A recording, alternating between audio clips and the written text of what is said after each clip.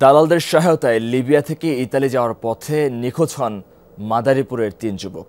একই বহরে থাকা জেলার আরেক যুবক ফিরে এসে জানিয়েছেন তাদের মৃত্যুর খবর।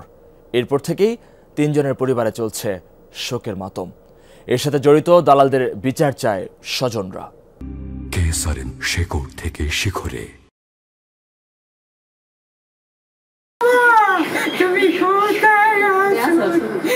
প্রবাসে স্বজনদের মৃত্যুর খবরের পর থেকেই তাদের পরিবারে আহাজারি থামছেই না। গোপালপুর ইউপি চেয়ারম্যান আদম ব্যবসায়ী ফরহাদ মাতব্বরের প্ররোচনায় ইতালি যাওয়ার আশায় দেশ ছাড়েন 2 ভাই মিলন ও আলামিন।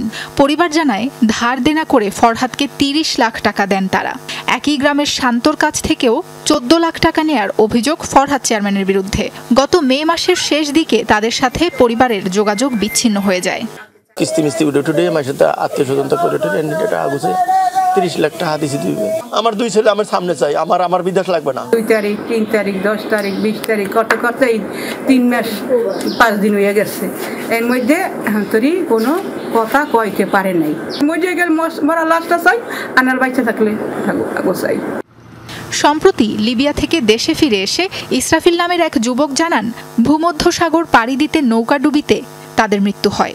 এই খবর পাওয়ার পর তাদের পরিবারে শুরু হয় শোকের মাতম। জীবিত অথবা মৃত অবস্থায় তাদের প্রিয়জনকে ফিরে পেতে চায় স্বজনরা। বিচার চান ইউপি চেয়ারম্যান ফরহাদের। তারাই বলছে যে এরকম মিলন আলামিন তাদের বোট ভাষ্ট হয়ে গেছে, তারা দুনিয়াতে নাই। সব টাকায় দানের পুরে, কিস্তির পুরে, সুদের পুরে আমরা এইভাবে আইন না তারপর টাকা দিছি। আমার ভাইরা এত কষ্ট করে গেল, এত পরিশ্রম করে ভাইরা গেল, কেন হে এরকম করতেছে? এখন পর্যন্ত সে বলতেছে যে আছে।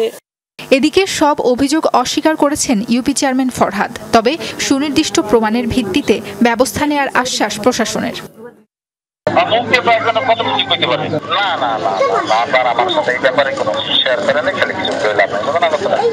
দেশগামী যারা নিখোঁজ রয়েছে তাদের পরিবারের কাছ থেকে আমরা যদি তথ্য পাই তাহলে আমরা সরকারের দৃষ্টি আকর্ষণ করে ঊর্ধ্বতন কর্তৃপক্ষের মাধ্যমে আমি প্রয়োজনীয় ব্যবস্থা গ্রহণ করব।